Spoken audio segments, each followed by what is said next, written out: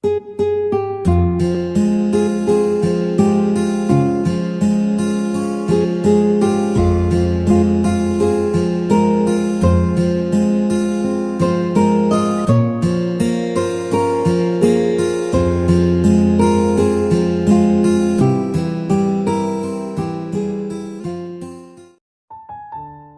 Muslim Channel yang berbahagia, di bulan Ramadan, puasa hari kedua, mudah-mudahan kita semua selalu diberikan kesehatan. Kita melanjutkan pembahasan kita, yaitu tentang dewasa mental dan dewasa fisik yang telah kita bahas di video sebelumnya. Pada kesempatan ini kita mencoba untuk menerangkan tentang masalah pengaruh ayah terhadap tumbuhnya akil itu sendiri. Karena kemarin kita tahu bahwa kedewasaan atau balik anak semakin cepat, akan tetapi pola pikir anak semakin lambat, akilnya semakin lambat. Maka tentunya ini pelajaran menarik untuk kita pelajari, kenapa si akil ini menjadi terlambat tumbuhnya daripada si balik. Nah, pengaruh ayah terhadap tumbuhnya akil, di sini tercapainya keadaan akil itu lebih banyak disebabkan oleh peran ayah, berbalik dengan pertumbuhan balik yang lebih banyak disebabkan oleh peran ibu gitu loh, atau peran bunda sekalian. Nah, sebagaimana yang tadi telah disebutkan, bahwa akil lebih banyak disebabkan oleh peran ayah, sebagaimana balik lebih banyak dipengaruhi oleh peran ibu. Misalnya overnutrisi yang meningkatkan akselerasi balik itu disebabkan karena ibu terlalu berlebihan dalam memberikan nutrisi kepada anak-anaknya, ya. Ini karena urusan balik memang lebih banyak berkenaan dengan peran seorang ibu. Soal memberikan makanan, menjaga kesehatan, itu adalah peran-peran pengasuhan. Hanya saja para ibu zaman sekarang cenderung berlebihan dalam hal masalah nutrisi ini. Kecenderungan berlebihan inilah yang akhirnya menyebabkan anaknya menjadi balik terlalu cepat. Nah, tapi mengapa sebaliknya akil itu tumbuhnya terlambat? Karena ayah mengabaikan perannya, gitu ya. Jadi entah di mana peran ayah dalam pendidikan anak zaman sekarang. Kemudian Indonesia itu dikatakan bahwa Indonesia is a fatherless country. Negeri Indonesia adalah negeri tanpa ayah, ya. Negeri tanpa ayah, bahkan mencapai peringkat ketiga, bahwa Indonesia itu peran ayah terhadap pendidikan anak itu tidak ada, sehingga pola pikir atau akil anak itu tumbuhnya lebih terlambat dibandingkan balik. Nah, ini disebabkan ayah merasa tidak perlu memiliki keterlibatan dalam pendidikan anak. Baginya pendidikan anak adalah urusan bunda. Ayah sibuk mencari nafkah dan merasa bahwa tugas utamanya hanya itu saja. Jadi ini adalah permasalahan ayah yang abai, ibu yang lebay, sehingga lahirlah generasi alay seperti yang viral pada saat ini. Keberadaan dan keterlibatan ayah selalu minimal dalam persoalan pendidikan anak. Pak Adriano Ruspi itu pernah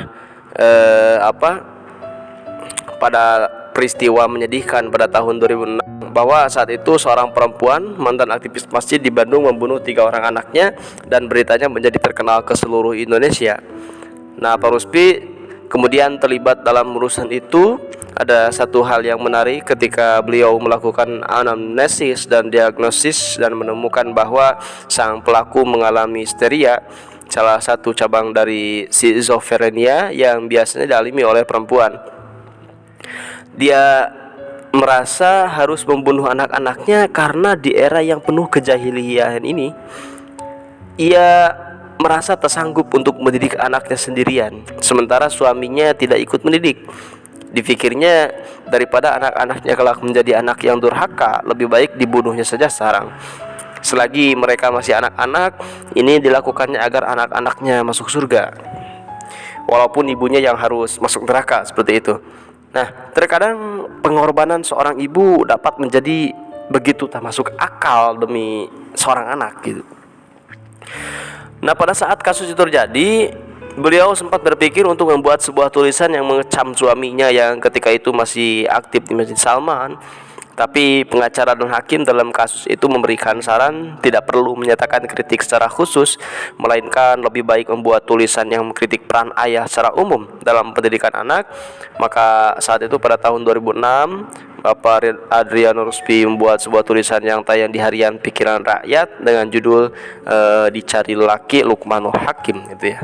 Sebagaimana kita telah kenal bahwa sosok seorang ayah yang dikenang dalam ayat suci Al-Quran itu ya jelas Luqmanul Hakim dan juga Imron, gitu ya. Nah, dalam penelusuran tentang tema-tema pendidikan anak di dalam Al-Quran, kita harus berusaha mencari siapa sosok yang diabadikan Allah sebagai teladan pendidikan anak. Kita temukan nama Luqmanul Hakim, tadi saya katakan seorang laki-laki. Kemudian saya mencari lagi sehingga menemukan adalah nama Ibrahim sebagai tokoh pendidikan anak, seorang laki-laki. Saya mencari nama lain dan menemukan nama Imron dalam surah Al-Imran, maka diabadikan dalam Al-Quran seorang laki-laki.